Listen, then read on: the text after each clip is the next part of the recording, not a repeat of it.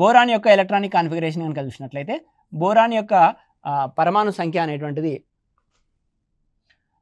5గా ఉంది. మనకి electronic configuration కనుక రాసినట్లయితే 1s2 2s2 2p1 1s2 2s2 2p1 2p1 ఈ విధంగా p ఆర్బిటాల్ లోపల 3 ఉప ఆర్బిటాలు ఉంటాయి. ఒకే ఒక ఒంటరి ఎలక్ట్రాన్ అనేటువంటిది px లోపల ఉండడం జరిగింది. 2s లోపల మనకి 2 ఎలక్ట్రాన్లు అనేటువంటివి ఉండడం జరిగింది. 1s లోపల 2 ఎలక్ట్రాన్లు అనేటువంటివి ఉండడం జరిగింది. ఈ విధంగా ఉన్నటువంటి బోరాన్కి కొంత శక్తిని అందించినట్లయితే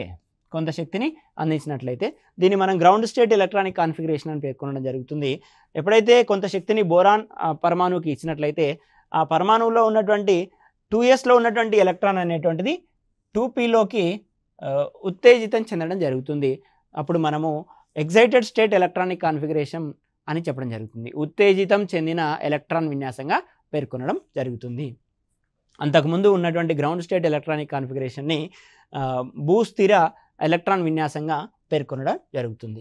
సో ఈ విధంగా ఎప్పుడైతే ఉత్తేజితం చెందుతుందో అప్పుడు కనుక మనం బోరాన్ యొక్క ఎలక్ట్రానిక్ కాన్ఫిగరేషన్ చూసినట్లయితే 1s2 ఇంతకుముందు 2s2 ఉంది. ఇప్పుడు ఒక ఎలక్ట్రాన్ ఆల్రెడీ 2pలోకి పోయింది కాబట్టి 2s1గా ఇక్కడ రాస్తున్నాను. 2s1 2p2గా రాస్తున్నాను. 2s1 లోపల ఒక ఎలక్ట్రాన్ 2p లోపల 3 ఉప ఆర్బిటాల్ అనేటువంటి ఉండడం జరిగింది. 2 ఎలక్ట్రాన్లు ఉన్నాయి కాబట్టి దీని లోపల ఒకటి దీని లోపల ఒకటి ఈ విధంగా 2 ఒంటరి ఎలక్ట్రాన్లు అనేటువంటి ఉండడం జరిగింది. ఇప్పుడు మనకు sp2 సంకరీకరణం లోపల కండిషన్ అనేటువంటి ఫుల్ఫిల్ కావడం జరిగింది. ఒక s ఆర్బిటాల్ మరియు 2 p ఆర్బిటాల్. sp2 సంకరీకరణం లోపల ఒక s ఆర్బిటాలు 2 p ఆర్బిటాల్ అనేటువంటివి పాల్గొనాలి. ఇక్కడ ఉన్నాయా? ఒక s ఆర్బిటాలు 2 p ఆర్బిటాలు. ఈ విధంగా ఒక s ఆర్బిటాలు 2 p ఆర్బిటాలు కలిసి మొత్తంగా 3 sp2 hybrid ఆర్బిటాలని ఏర్పరుస్తున్నాయి. 3 sp2 hybrid ఆర్బిటాలని ఏర్పరుస్తున్నాయి. sp2 sp2 sp2 హైబ్రిడైజేషన్లో మనకు ఉన్నటువంటి కండిషన్ కారణంగా ఏర్పడేటువంటి 3 sp2 హైబ్రిడ్ ఆర్బిటాలు కూడా ఒకే రకమైనటువంటి శక్తిని కలిగి ఉంటాయి. ఒకే రకమైనటువంటి ఆకృతిని కలిగి ఉంటాయి. ఒకే రకమైన సంఖ్యలో ఒంటరి ఎలక్ట్రాన్లను కూడా కలిగి ఉంటాయి. ఇక్కడ 3 అన్పెయిడ్ ఎలక్ట్రాన్లు ఏవైతే ఉన్నాయో 3 ఒంటరి ఎలక్ట్రాన్లు ఏవైతే ఉన్నాయో ఈ 3 sp2 హైబ్రిడ్ ఆర్బిటాలకి ఈ విధంగా ఇవ్వడం జరిగింది. నేను ఇక్కడ హైబ్రిడ్ ఆర్బిటాల్ని స్పెరికల్ షేప్లో చూపిస్తున్నాను, కానీ యాక్చువల్గా అవి స్పెరికల్గా ఉండవు. s ఆర్బిటాల్ యొక్క ఆకృతి p ఆర్బిటాల్ యొక్క ఆకృతిని మిళితం చేసిన కారణంగా అవి s యొక్క కొంత క్యారెక్టర్స్ని p యొక్క కొంత క్యారెక్టర్స్ని తీసుకొని ఒక రకమైనటువంటి ఆకృతిని పొందడం జరుగుతుంది. ఇక్కడ నేను సులభంగా ఉండడం కోసం మామూలుగా సర్కిల్ తీసుకొని ఎక్స్ప్లెయిన్ చేస్తున్నాను. ఇక్కడ ఒక అన్పెయిడ్ ఎలక్ట్రాన్, ఇక్కడ ఒక అన్పెయిడ్ ఎలక్ట్రాన్, ఇక్కడ ఒక అన్పెయిడ్ ఎలక్ట్రాన్. సో ఇక్కడ మనకు ఇదంతా కూడా బోరాన్ ఆటంలో జరుగుతుంది. మనం ఇంకా క్లోరిన్ ఆటం దగ్గరికి వెళ్ళలేదు. సో బోరాన్ ఆటం లోపల మనకి 3 ఏవైతే హైబ్రిడ్ ఆర్బిటాల్స్ ఉన్నాయో ఆ హైబ్రిడ్ ఆర్బిటాల్స్ని ఈ విధంగా సూచిస్తున్నాను.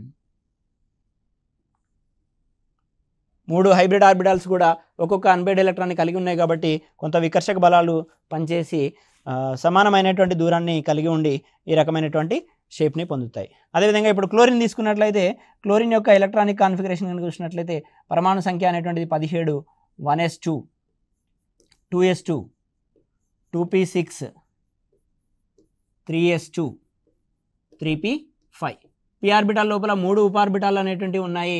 3 ఉప ఆర్బిటాల్లో మనకు 5 ఎలక్ట్రాన్లు 1 2 3 4 5. సో ఇక్కడ ఒక అన్పెయిడ్ ఎలక్ట్రాన్ ఉంది, ఇక్కడ ఒక ఒంటరి ఎలక్ట్రాన్ ఉంది, pzలో ఒక ఒంటరి ఎలక్ట్రాన్ ఉంది. అక్కడ ఉన్నటువంటి ఒంటరి ఎలక్ట్రాన్ని నేను ఈ విధంగా సూచిస్తున్నాను ఇక్కడ. సో p ఆర్బిటాల్ అనేటువంటిది డంబెల్ షేప్లో ఉంటుంది కాబట్టి ఇక్కడ. సో ఇది sp2 hybrid orbital of boron, sp2 hybrid orbital of boron, sp2 hybrid orbital of boron. So ఇక్కడ p orbital of 1 chlorine atom, ఒక క్లోరిన్కి సంబంధించిన ఒక p ఆర్బిటాల్, ఇంకొక క్లోరిన్కి సంబంధించిన p ఆర్బిటాల్ని నేను ఇక్కడ డ్రా చేస్తాను. ఓకేనా? సో ఇక్కడ ఇంకొక p ఆర్బిటాల్ క్లోరిన్కి సంబంధించినటువంటి p ఆర్బిటాల్ని ఇక్కడ డ్రా చేస్తున్నాను. ఈ విధంగా ప్రతి p ఆర్బిటాల్ లోపల ఒక అన్పెయిడ్ ఎలక్ట్రాన్ అనేటువంటిది ఉంటుంది. ప్రతి sp2 హైబ్రిడ్ ఆర్బిటాల్ లోపల ఒక అన్పెయిడ్ ఎలక్ట్రాన్ అనేటువంటిది ఉంటుంది. p ఆర్బిటాల్లో ఉన్నటువంటి క్లోరిన్లో ఉన్నటువంటి p ఆర్బిటాల్లో ఉన్నటువంటి ఒంటరి ఎలక్ట్రాన్ sp2 హైబ్రిడ్ ఆర్బిటాల్లో ఉన్నటువంటి ఒంటరి ఎలక్ట్రాన్తో ఈ విధంగా బంధాన్ని ఏర్పరిచిన కారణంగా బోరాన్కి క్లోరిన్కి మధ్యన ఒక బంధం అనేటువంటిది ఏర్పడుతుంది. అదేవిధంగా ఈ బోరాన్కి ఈ క్లోరిన్కి మధ్యన ఒక బంధం అనేటువంటిది ఏర్పడుతుంది. ఈ బోరాన్కి మరి ఈ క్లోరిన్కి మధ్యన మరి ఒక బంధం అనేటువంటిది ఈ విధంగా ఏర్పడుతుంది. మొత్తంగా చూసినట్లయితే BCl3 అనేటువంటిది ఈ రకమైనటువంటి ఆకృతిని కలిగి ఉంటుంది. Cl Cl Cl. సో దీన్ని మనము జాగ్రత్తగా గమనించినట్లయితే ఇది ఒక ట్రయాంగిల్ నిర్మాణాన్ని కలిగి ఉంది. ట్రయాంగిల్ నిర్మాణాన్ని కలిగి ఉంది. మరి మొత్తంగా చూసినట్లయితే 360 డిగ్రీలు అనేటువంటిది ఉంటుంది. ఈ మధ్య కోణాన్ని కనుక చూసినట్లయితే మనము 120 డిగ్రీలుగా ఉంటుంది. 120 డిగ్రీలు. సో BCl3 అణువు లోపల మనకి బంధకోణం అనేటువంటిది 120 డిగ్రీలుగా ఉంటుంది. మొత్తంగా చూసినట్లయితే దీన్ని మనము త్రిభుజాకారం అని పేర్కొనడం జరుగుతుంది. ఇంగ్లీష్లో ట్రైగోనల్ ప్లేనార్ అని పేర్కొనడం జరుగుతుంది. BCl3 అణువు యొక్క ఆకృతి ట్రైగోనల్ ప్లేనార్, బంధకోణము 120 డిగ్రీలు. ఈ విధంగా sp2 సంకరీకరణను ఆధారం చేసుకొని ఒక అణువులో ఉన్నటువంటి బంధకోణము, అణువు యొక్క ఆకృతిని వివరించవచ్చు. ఇది sp2 సంకరీకరణానికి సంబంధించినటువంటి సమాచారం. sp సంకరీకరణానికి ఎగ్జాంపుల్గా మనం బెరిలియం క్లోరైడ్ని తీసుకోవడం జరిగింది. BeCl2ని తీసుకోవడం జరిగింది.